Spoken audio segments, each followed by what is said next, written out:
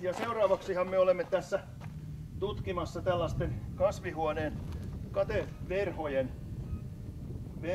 varjokankaiden paloturvallisuutta.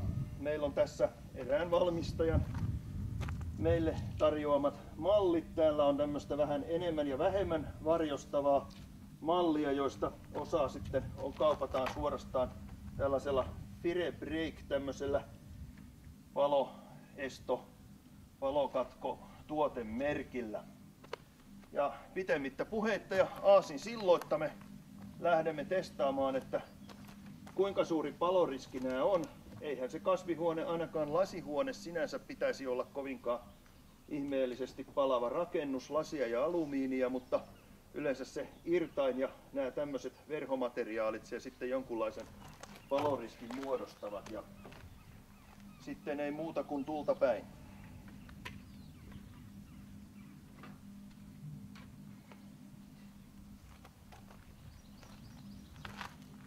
Ja ensimmäisenä meillä on tämmöinen SLS 10 Ultra Plus, jonka tulen kestävyyttä vähän tässä päästään testaamaan ja näyttäähän se siltä, että se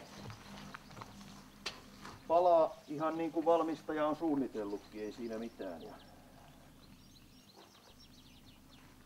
Onkos meidän paloinsinöörillä se alkusammutuskalusto jotenkin siinä mukavasti läsnä?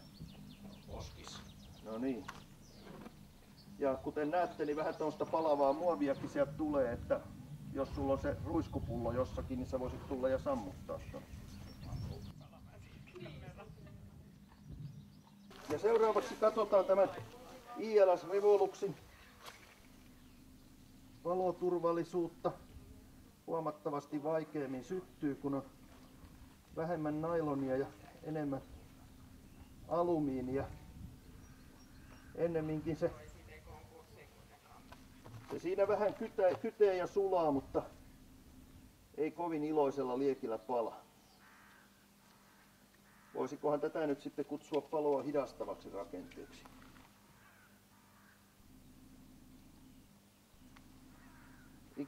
Ikävä käry siitäkin kuitenkin nousee.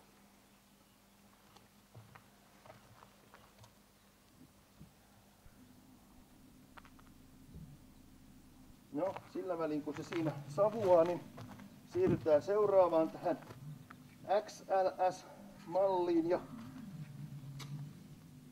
tämähän näyttääkin olevan grillaajan unelma. Lähtee, vai onko tää savustajan? Mustaa savua ainakin tulee ihan kotitarpeeksi. Mutta ei se aktiivisesti siitä lähde palaamaan, se sammuu kyllä omia aikojaan. Tollehan voi melkein antaa kiitettävän arvosanan. No sitten siirrytään tänne todellisiin ammattilaistuotteisiin. Tässä on sitten näitä biobreakkejä. Näitten ei pitäisi sitten ilmeisesti tulta levittää ollenkaan. Kohtahan se nähdään, mitä niiden kanssa käy.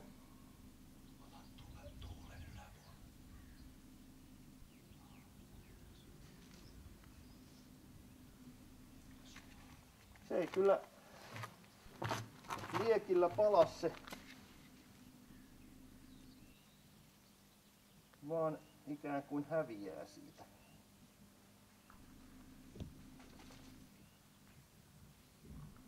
Ollakseen muovia, niin se vastustaa kyllä tulen kutsua yllättävän voimakkaasti, mutta hiukan palavia pisaroita sekin sieltä pudottaa, kun se lopulta tämä biobreakkin lähtee palaamaan siinä vaiheessa, kun sitä hiukan pitempään kutittelee.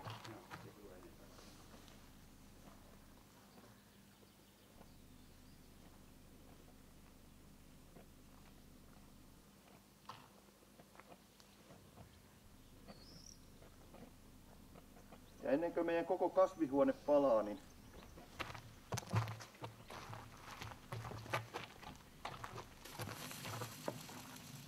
vesi on muuten loistava alkusammutus.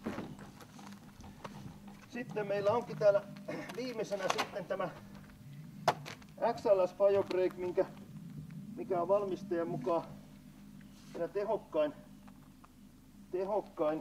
tehokkaimmin paloa estävä kankaansa. Tosi äsken tulin kyllä sitä vähän näköjään vedellä jo kastelleeksi, mutta